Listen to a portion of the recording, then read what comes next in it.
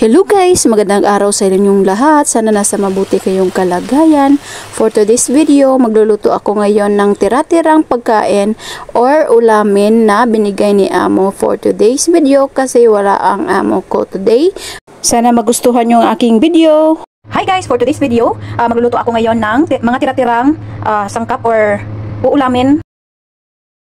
Wala na naman yung mga amo ko dito at tinirhan na naman ako dito ng lulutuin. So meron pala ako ditong pork, 1 piece lang to na hiniwa ko ito sa maliliit at minarinate ko na ito, nilagyan ko ng soy sauce, sugar, salt at black pepper. At saka meron ditong vegetable na parang siyang upo or parang siyang cucumber na itsura pero hindi siya cucumber, parang upo siguro to. Basta yan yung gulay na binigay ni ma'am. Kasi sabi niya lulutuin ko daw yung mga gulay na natitira doon sa ref. At pagkatapos, meron ako ditong onion, tsaka garlic. At hindi pala ako magra-rice. So, ito na lang ang kakainin ko, mais. Kasi natira din to. At saka pabulok na to, kaya niluto ko. Kasi pwede pa naman itong kainin, kaya for the go na to.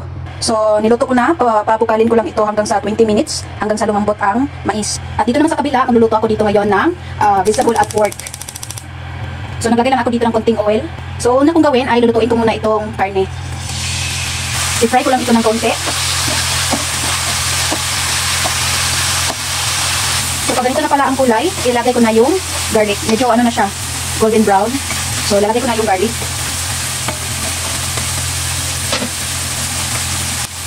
Gawin lang natin kaunti yung garlic. Pagkatapos, lagay ko na yung onion. Haluin ko lang ng kaunti. Tapos, ilagay ko na itong vegetable. Tapos haluin.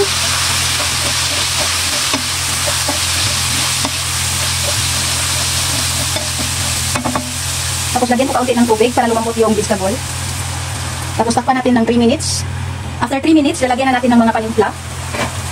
Lalagyan ko ng oyster sauce, chicken powder, sesame oil, konting soy sauce, tinunaw na cornstarch, black pepper,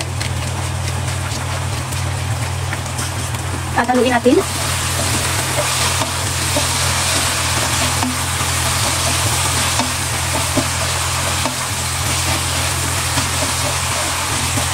At lutuin natin ng 1 minute para medyo ano siya mag-dry na walang takip.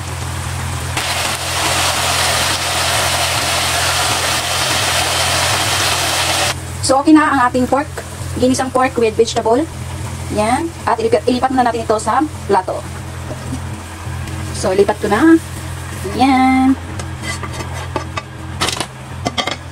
At hinihintay ko pa yung mais na maluto. 2 minutes na lang at okay na at makakain na ako. So, luto na rin ang aking mais. So, ilagay ko dito yung mais instead of rice. So, ito na lang ang kakainin. So, ito na ang aking dinner for today's video. So, yan. Diskarte lang talaga para makakain. So, ito na ang aking dinner for today at sana na-enjoy kayo sa panonood. And thank you for watching. Don't forget, Jesus love you all. Bye!